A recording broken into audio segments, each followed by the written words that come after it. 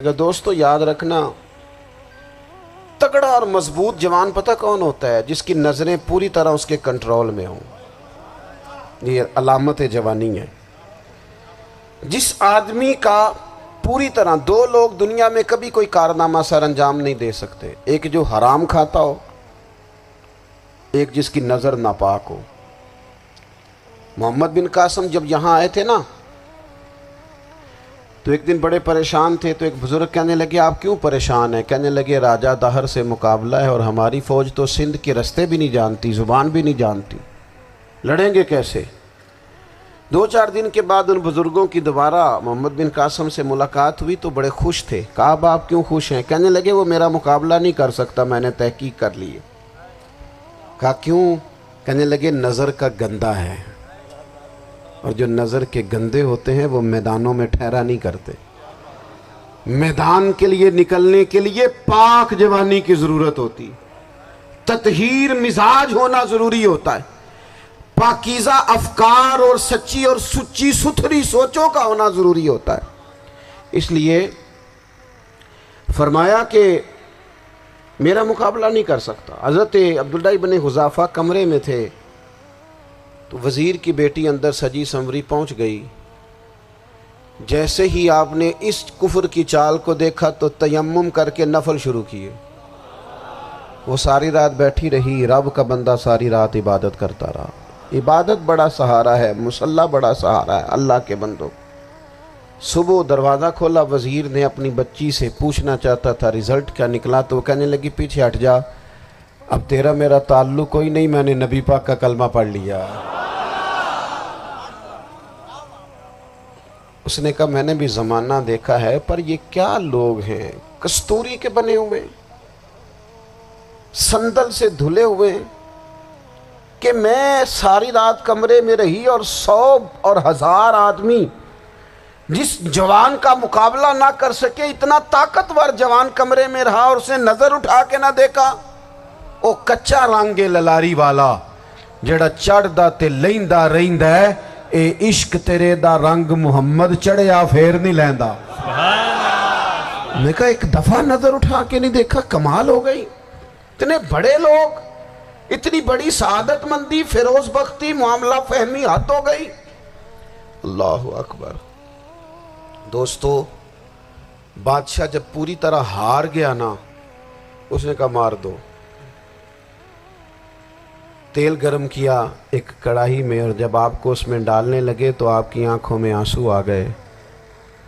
بادشاہ کا خیال ہوا شاید نرم ہو گئے ہیں، کہنے لگا روئے کیوں؟ فرمانے لگے سوچتا ہوں جان ہی ایک ہے، کتنا مزہ ہے اس کی راہ میں جان دینے کا، کتنی لذت ہے اس کے نام پر مرنے میں، کتنا لطف ہے۔ جے تو چڑھیا اتے دار بھی نہیں، تے جے تو وکیا عشق بازار بھی نہیں، تے ایڈا سستا سودا پیار بھی نہیں، تے ایڈا سستا لبدا یار بھی نہیں۔ کئی جنگل گانے پیندے نہیں، کئی دوزخ لنگنے پیندے نہیں، جے وہ اس ملوں بھی مل جاوے، ایدوں سستا ہور بپار بھی نہیں۔ تے کچھ سمجھ نہ آوے لوکاں نوں وہ کادے نال شہید کرے، ڈٹھی یار دے ہاتھ تلوار بھی نہیں، پر او دا خالی جاندہ وار بھی نہیں۔ کہنے لگے ایک جان ہے نا، تو دل کرتا ہے ہزاروں ہوتی تو ایک ایک کر کے محبوب کے نام پہ قربان کرتا، جب میرے پاس ہے ہی ایک، کروں کیا؟ حضرت عبداللہ ابن حذافہ رضی اللہ تعالیٰ عنہ جب روئے اور بادشاہ نے یہ بات سنی، تو بادشاہ اٹھ کے کھڑا ہو گیا، سارے وزیروں مشیروں کو کہنے لگا تم نے کہا تھا نا بندہ ضائع کرنے والا نہیں، یہ بھی ضائع کرنے والا نہیں۔ کہنے لگا میرا ماتھا چومو، تم جیسے لوگوں کو قتل نہیں کرنا چاہیے، آزاد کرنا چاہیے۔ عزیز اپنی زندگی سے نا یہ بہت زیادہ ہرس، ہوس، طمع، اور یہ کسی بات کی بھی ہو، ہرس صرف پیسوں کی نہیں ہوتی ہے، شہرت کی بھی ہوتی ہے، یہ بیماری انسان کو اقتدار کی بھی ہوتی ہے، تعریف کی بھی بیماری ہوتی ہے، یہ سارے نقص ہوتے ہیں لوگوں کو، اور معاذ اللہ بعض جبوں کبوں کے اندر بھی ہوتے ہیں، وہاں بھی پنپتے ہیں۔ اپنی زندگی جب تک اس سادگی میں نہیں لاؤ گے جو رسول پاک نے عطا فرمائی ہے، جب لوگ آسانیوں میں پوری طرح الجھ گئے تو پھر وہ دور ہوئے اور کفر چڑھ گیا۔ دوسری بات، اللہ کے محبوب صلی اللہ تعالی علیہ وسلم کی محبت ہم سے تقاضا کرتی ہے کہ ہم اس مشن کے لیے کام کریں جس مشن کے لیے رسول پاک نے کام فرمایا ہے۔ ہم سارے کام بڑے مضبوطی سے، سوچ سمجھ کے، تدبر سے، حکمت سے، تقاضوں کو مد نظر رکھتے ہوئے کرتے ہیں سارے کام۔ دین کے کام میں ہمارا مزاج نہیں ہوتا، او ہو جائے گا جی، آپ بسم اللہ پڑھیں جی، شروع کریں جی۔ آپ تقاضوں کو سمجھیں، چیزوں کو دبائیں نہیں، چیزوں پر غور کریں۔ کسی کے ذہن کی سطح پر سوال ابھرتا ہے، اس کا تسلی بخش جواب دیں۔ اپنی زندگی میں دین کے کام کے لیے اپنے آپ کو وقف کریں، اور دین کے کام کے بہت سارے پہلو ہیں۔ ہزاروں لوگوں کو قرآن پاک ٹھیک پڑھنا نہیں آتا، ہزارہا لوگ ہیں جو قرآن مجید کے مطالب سے آگاہ نہیں ہیں، دین کی بنیادی ضروریات سے لوگ نابلد ہیں۔ میں آپ کو کس طرح یہ بات سمجھاؤں کہ ہزاروں کی تعداد میں طلاقیں اس لیے ہوتی ہیں کہ مردوں کو طلاق کے مسئلے نہیں آتے، انہیں پتہ نہیں ہے کہ مجھے حقوق زوجین کے معاملے میں کیسے چلنا۔ ڈھیر سارے گھروں میں تباہی اس لیے ہے کہ تربیت اولاد کا دینی منہج ہمیں نہیں پتا۔ اپنا حصہ ملائیں دین کے کام میں۔ ایک آدمی کو اگر تو نمازی کرنے میں کامیاب ہو گیا، تیری زندگی بدل گئی۔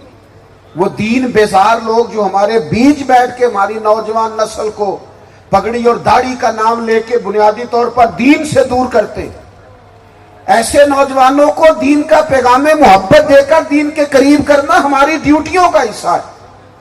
ہمیں ذمہ داری کا احساس کرنا پڑے گا، ہمیں یہ خاص قدم اٹھانا پڑے گا، توجہ دینی پڑے گی۔ مساجد، مدارس، میں آپ سے عرض کروں، اتنی ڈٹ کے مخالفت ہوتی ہے نا مدرسوں کی، اتنی ڈٹ کے۔ میں ادارہ چلاتا ہوں، اس کے چلانے میں جو مشکلات ہیں وہ تو ہم بتا نہیں سکتے آپ کو، اس لیے کہ میری قوم، میرا اس قوم سے تعلق ہے جو نعت خواں امیر کرنا چاہتی ہے، مدرسے نہیں۔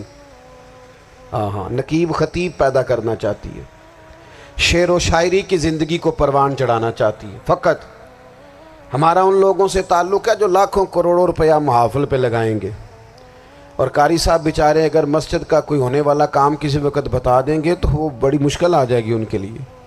یہ کیسے ہو سکتا ہے، آپ نے یہ ڈیوٹی بتا دی۔ مدارس، اور جتنا اہم رول دین کو پھیلانے میں مدارس اسلامیہ کا ہے، اتنی زبردست، لوگوں کا خیال ہوتا ہے میری طرح کے لوگ شاید کام کرتے ہیں، ڈیوٹی کرتے ہیں۔ یہ 10-15 لوگ آپ کو نظر آتے ہیں جو آپ کو کہیں میڈیا پر یا ادھر ادھر ڈیوٹی کرتے، مخلص لوگ اپنی جگہ پہ، وہ بھی بڑا ہی کام کر رہے ہیں، جو میڈیا پہ آ کے بھی اخلاص سے اور درد دل سے کو دین کی، ان کی بھی کسی بات کی حوصلہ شکنی نہیں۔ لیکن ہزارہا اساتذہ جو مدارس میں بیٹھ کے پڑھاتے ہیں، جنہوں نے وہ سارے لوگ تیار، آپ سمجھ نہیں سکتے کتنا بڑا کام۔ حفظ کا استاد جو ہوتا ہے نا، اس کی ڈیوٹی 24 گھنٹے ہوتی ہے، فجر سے پہلے، اور اس نے بچوں کو اٹھانا۔ تنخواہ تو ہم انہیں دینا نہیں نہ چاہتے جی، تنخواہ نہیں دے دی انہوں نے، ہمیں مولوی امیر نہ ہو جانا۔ مولوی نو تے سوٹ بھی 27ویں والی رات دے ہے تاکہ کدھر سوان کے عید والے دن پا نہ لوے، چونکہ 27ویں تو بات تے درزی پھڑتا ہی کوئی نہیں، کیوں حضرت؟ ایسے ہی ہے نا، اس وقت تو نہیں نہ لیتا۔ تو ہم چاہتے ہیں مولوی ہماری مرضی کے ہماری طرح کا سوٹ نہ پہن لے۔ مدارس کی مضبوطی، آپ یہ دیکھ لیں، یہ صلاح الدین ایوبی کا تعلق بھلا کس چیز سے تھا؟